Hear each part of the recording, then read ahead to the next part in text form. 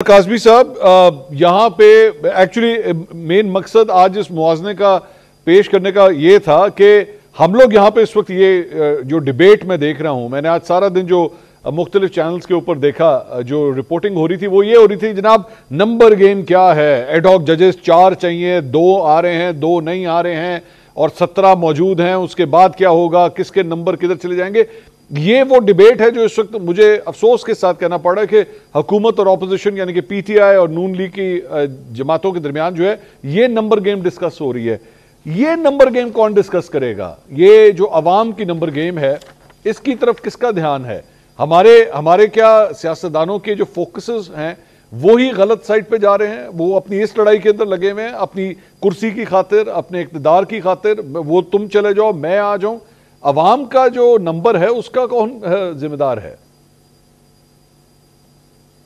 देखिए मंसूर साहब, वो बहस तब होगी जब अवाम जिस नंबर के तहत वोट डालते हैं, जितने नंबरों में, उतने ही नंबरों में अवाम के वोट जब इस मुल्क में निकलना शुरू हो जाएंगे तब आप देखेंगे फिर इन्हीं नंबरों पे बात होगी जिन नंबरों की अभी हम बात कर रहे हैं। ठीक, जब तक अवाम इन सारा जो भी आज की हमारी गुफ्तगू है इससे कौन मुतासिर हो रहा है? इससे अवाम मुतासिर हो रहे हैं। लेकिन इस सारी पॉलिसी मेकिंग में आपको कहीं पे भी अवाम नजर आते हैं उस तरह के वो इन्फ्लुएंस कर सकते हैं। देखिए वो किस तरीके से इन्फ्लुएंस कर सकते हैं, वो इंतखाबात के जरिए इन्फ्लुएंस कर सकते हैं। यहाँ पे जब भी इंतखाबात होते हैं कहा जाता है कि जनाब वो इंतखाबात सही नहीं हुए।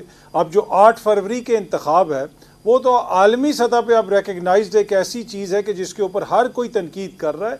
तो ये बहस अगर हमने इन नंबरों की तरफ लेके जानी है जो नंबर आवाम को मुतासिर करते हैं, तो फिर चीज़ें आवाम के हाथ में जब आएंगी।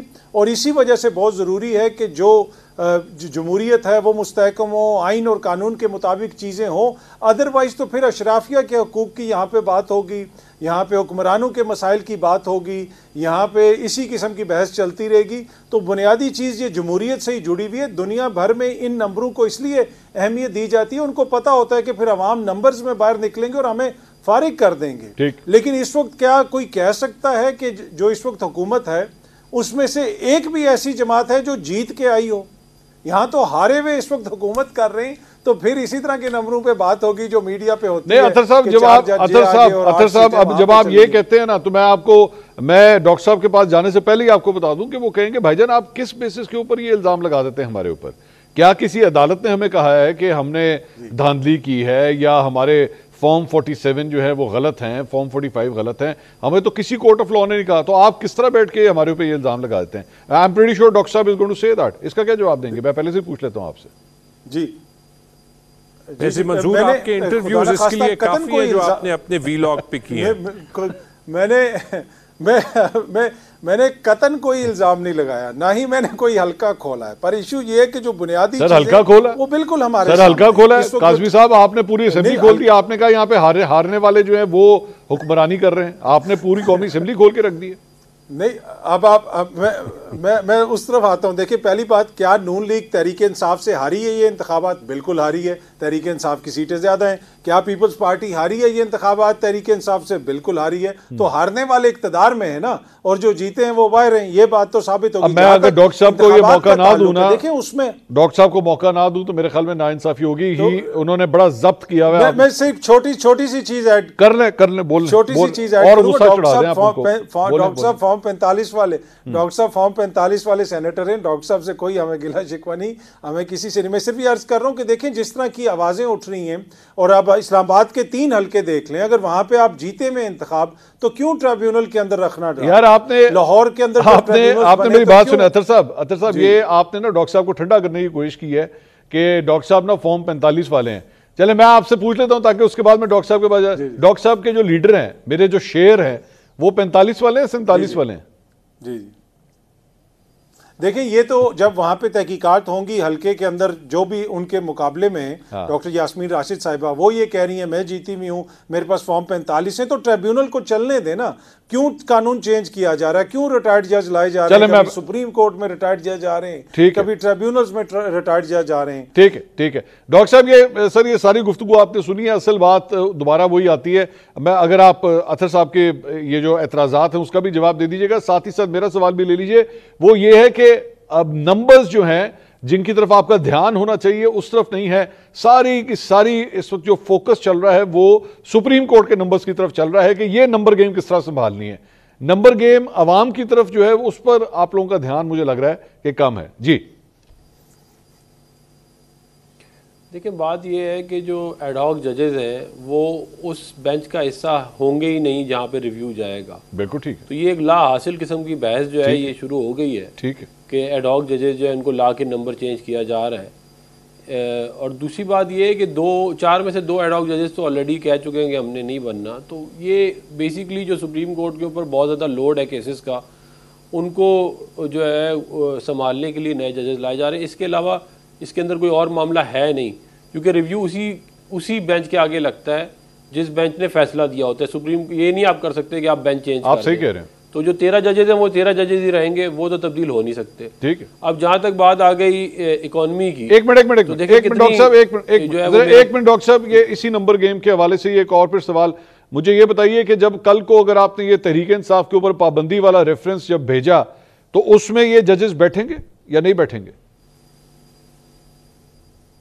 देखिए, एडहॉक जजेस जो होते हैं वो उनके पास पावर्स तो होती हैं एज नॉर्मल जज होता है, और इस आइन में इसकी गुंजाइश भी मौजूद है। मगर ये जो जजेस हैं ये कोई ऐसे जजेस नहीं है कि जो हमारी पार्टी के जजेस हों, या सुप्रीम कोर्ट के अंदर से कोई ऐसा फैसला आ रहे हैं जो हमारे जो मतलब देखें ना, जो फैसला आया है वो 11-2 आया है, 8-5 भी नहीं आया अगर आप उसको पूरा देखें।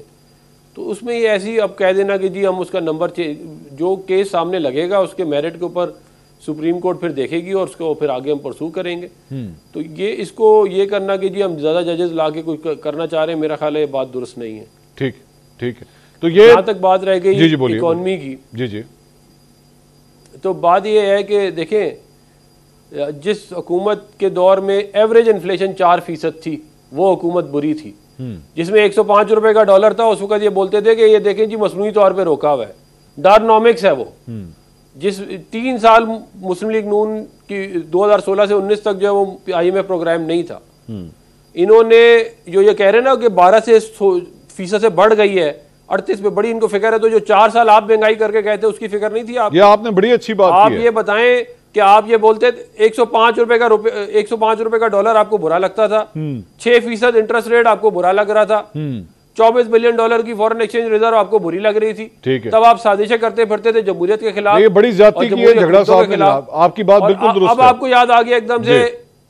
नहीं, आपकी बात डॉक्टर साहब आपकी बात दुरुस्त है। ये पाकिस्तान तहरीक इंसाफ ने बहुत नाइंसाफी की और डार साहब के ऊपर जो इल्जामात लगाए इन्होंने, डारनॉमिक्स, ये जो भी इनको कुछ कह रहे हैं, मेरा सिर्फ डॉक्टर साहब ये सवाल है, ये डार साहब की परफॉर्मेंस इतनी जबरदस्त थी और ये आप मुझे या इस वक्त व्यूअर्स को कन्विंस करने की कोशिश कर रहे हैं, ये शहबाज शरीफ साहब को कोई कन्विंस क्यों नहीं कर सका कि इसहाक डार साहब को ही वजीर खजाना होना चाहिए? आप उनको भी तो कन्विंस करते ना। ये आपका अच्छा सवाल है, इसका जवाब जो है वो वजीर आजम साहब ही दे सकते हैं, मैं तो नहीं दे सकता। अच्छा, वजह तो होगी जो उन्होंने ये बेसिकली डॉक्टर साहब ने कहा very good question, next question, very good question, next question please. Mansoor, एक सवाल मेरा भी है। नान भाई ने ये कर दिया। झगड़ा साहब कर लें, आप कर लें, आज ज्यादती हो रही है वैसे डॉक्टर साहब के साथ, आप कर लें, आप भी अपना हिस्सा डाल लें। नहीं, हम हमेशा जो है वो, मैं एक बैठा होता हूँ, 4 लोग सवाल कर रहे होते हैं। Afnan is a capable fellow, बल्कि मैं यही पूछना चाहता हूं कि अफनान ने तो बड़ी अच्छी डिफेंस दे दी एडहॉक जजेस की, लेकिन ये रिक्वेस्ट तो सुप्रीम कोर्ट से नहीं आई। PMLN का काम क्या है इसका डिफेंस देना या ना देना? क्या काजी साहब ने या किसी ने इनको कहा है कि defence they they? Why is anyone from PMLN defending the जजेस कि एडहॉक लगने चाहिए या नहीं? बताइए डॉक्टर साहब। मैं तो बड़ा कंफ्यूज हूं। हुकूमत को डिफेंड कर रहा हूं, मैं तो हुकूमत को डिफेंड कर रहा हूं ना। हुकूमत के लोग उस कमेटी का हिस्सा हैं, हुकूमत का फैसला था या सुप्रीम कोर्ट का था? क्योंकि हुकूमत और सुप्रीम कोर्ट का तो आपस में कोई होता ही नहीं है फैसला, कनेक्शन, फैसला नहीं। जो अपॉइंट करती है जजेस जो कमेटी, उसके अंदर वजीर कानून भी होता है और अटॉर्नी जनरल भी होता है, और पाकिस्तान ये जो बार काउंसिल है उसका मेंबर भी होता है। तो हुकूमत की नुमाइंदगी तो है, वो तो कल मिलेगी ना। रिक्वेस्ट तो सुप्रीम कोर्ट से आना होता है, हुकूमत से तो पहले मुशावरत। तो रिक्वेस्ट सुप्रीम कोर्ट ही कर रही है, ये तो जुडिशरी का काम। वो तो सुप्रीम कोर्ट ही रिक्वेस्ट करती है, तो आप क्यों डिफेंड कर रहे हैं? सुप्रीम कोर्ट ने किया, हमने थोड़ी किया है। नहीं, मैं तो ये कह रहा हूं कि 2 जजेस लगाने में कोई बुराई नहीं है। मैं ये थोड़ी कह रहा हूँ, फर्ज करें आप, हर कोई कहता है जी 26,000 केसेस पड़े हुए हैं, 50,000 केसेस पड़े हुए हैं, इतने केसेस, तो वो केसेस कौन कोई सुनेगा तो खत्म होंगे ना। नहीं, लेकिन डॉक्टर साहब एक्चुअली डॉक्टर साहब एक प्रॉब्लम ये है, तो वहीं के वहीं रहेंगे। डॉक्टर साहब प्रॉब्लम ये आ रही है कि आप लोगों ने ये जो जिस तरह अभी आप कह रहे हैं कि हाँ जी ठीक है ये तो चीफ जस्टिस ने किया है, सब कुछ है, इसकी टाइमिंग की वजह से बड़ा शक है लोगों को कि भाई अगर ऐसा ही था तो चीफ जस्टिस ने जब आके ये ओहदा संभाला था तो एडहॉक जजेस उसी वक्त लगा लेते। अब क्यों, अब जब एक जगह पे पाकिस्तान तहरीक इंसाफ पे पाबंदी लगाने की बात हो रही है तब एडहॉक जजेस जो है वो बीच में लाए जा रहे हैं, इस वजह से लोग सवाल कर रहे हैं। देखिए ये जाहिर है पहले हो जाता बाद में हो जाता, ये आप जरूर कह सकते हैं क्योंकि एक फिजा बनी हुई है तो शायद इसकी वजह से लोग जो है इसको समझ रहे हैं कि ये कोई हुकूमत की तरफ से कोई इनिशिएट किया गया, हालांकि सुप्रीम कोर्ट की तरफ से इनिशिएट किया गया मामला, और ये purely on the basis of कि जो केसेस, क्योंकि ज़्यादातर इस वक्त मामला हर चीज़ पिछले 10 साल से जो है पीटीआई ने और कोई काम तो किया नहीं है सिवाय हर केस जाके उठा के सुप्रीम कोर्ट जो इनको कहीं से पॉलिटिकल फायदा नजर आता है ये सुप्रीम कोर्ट पहुंच जाते थे। तो ये अब वो अगर कोई काम करना चाह रहे हैं और वो चाहते हैं कि केसेस खत्म हो तो उसके ऊपर भी इनको मसला है। कल को यही टीवी पे बैठ के बोलेंगे कि देखे जी इतने 1000 केसेस लगे हुए हैं, वो कोई सुनता नहीं है। तो ये मेरा ख्याल है मामला खत्म होना चाहिए, जो काम ठीक हो रहा है उसको होने दें, जो काम जो है वो आइन और कानून के मुताबिक है वो तो होना चाहिए ना।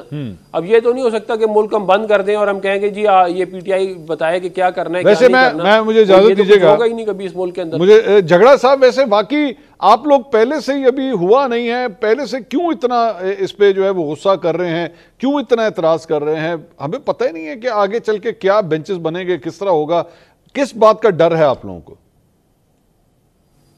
पहले तो माजरत के साथ ये जो दोनों जजेस हैं, मैं सारे जजेस को ये कहूंगा कि ऐसे टाइम में जो एडहॉक जजेस पोटेंशियल है, जैसे ये दो लोगों ने माजरत की है, उससे पहले तसद्दुक गिलानी साहब ने माजरत की थी, किसी वजह से कोई भी रिस्पेक्टेबल आदमी अपने आप को कंट्रोवर्शियल नहीं बनाता। इसमें कोई शक नहीं है कि जब 11-2 के फैसले के बाद, जैसे अफनान ने कहा कि 11-2 का फैसला था, हुकूमत कह रही है कि हम इंप्लीमेंट नहीं करेंगे, हुकूमत के जो करीब जर्नलिस्ट्स हैं वो कह रहे हैं किसी हाल में हुकूमत और उनके हाइब्रिड जो है वो इंप्लीमेंट नहीं करेंगे। तो ऐसे वक्त में आई एम सॉरी, लोग 2+2 22 करने की जरूरत भी नहीं है, 2+2 4 से ये क्लियर है। दूसरी चीज जो इनकी लॉजिक भी है ना, लेट्स से रफली कोई 1000 केसेस या 2000 केसेस साल के जो है वो प्रोसेस होंगे, 50,000 टोटल केसेस हैं, 55,000, तो 17 में 2 जजेस कर दें, 10% का फर्क आता है, 12% का फर्क आता है। तो 2000 के बजाय 2200 केसेस सुने जाएंगे, 1000 के बजाय 1100 केसेस सुने जाएंगे। तो जहां पे 50,000 का बैकलॉग है और 2000 जाते हैं, 2000 नए आते हैं, अगर आप 100 केसेस उन्हीं जजेस से, जिसमें एक ने मेरे ख्याल में मिलिट्री कोर्ट्स का डिसीजन दिया था, एक ने ओमनी बेल का डिसीजन दिया था, दोनों कंट्रोवर्शियल डिसीजंस है, अभी इन प्रोसेस है, 100 एक्स्ट्रा केसेस सुनने के लिए वही 2 जजेस, 100 एक्स्ट्रा केसेस साल में सुने जाएंगे। तो मंशूर, ये अगर मेरी मैथ्स जो है वो इतनी बुरी तो नहीं है, अगर 100 एक्स्ट्रा केसेस साल के सुनने हैं तो 10 साल में 1000 केसेस, 20 साल में जो है वो 10,000 केसेस, और ये तो तकरीबन जो है वो 50-60 साल लगेंगे कि ये बैकलॉग ही जो है। लेकिन झगड़ा साहब, मैं अगर यहां पे ये सवाल आपसे ना करूं कि यहीं पे अगर मौजूदा चीफ जस्टिस ने साकिब निसार साहब को कर दिया होता, जस्टिस जाजुल एहसन साहब को कर दिया होता, तो तब भी क्या पीटीआई का यही एतराज होता जो इस वक्त आप कर रहे हैं? नहीं, मैं अपोज करता, मुझे नहीं फिर भी अपोज करता, पार्टी में कोई और करता। अगर आपको केसेस प्रोसेस करने की है तो सुप्रीम कोर्ट की स्ट्रेंथ डबल कर दे, अच्छा। नीचे से जो है वो 17 के बजाय 17 और जजेस ले आए, हाई कोर्ट्स की स्ट्रेंथ भी डबल कर दे। दैट्स द वे कि आपने केसेस का बैकलॉग खत्म करना है, 2 एडहॉक जजेस ला के नहीं। ठीक है, let me take a break. नाज़रीन, ब्रेक के बाद कुछ मजीद बात करेंगे। झगड़ा साहब जो है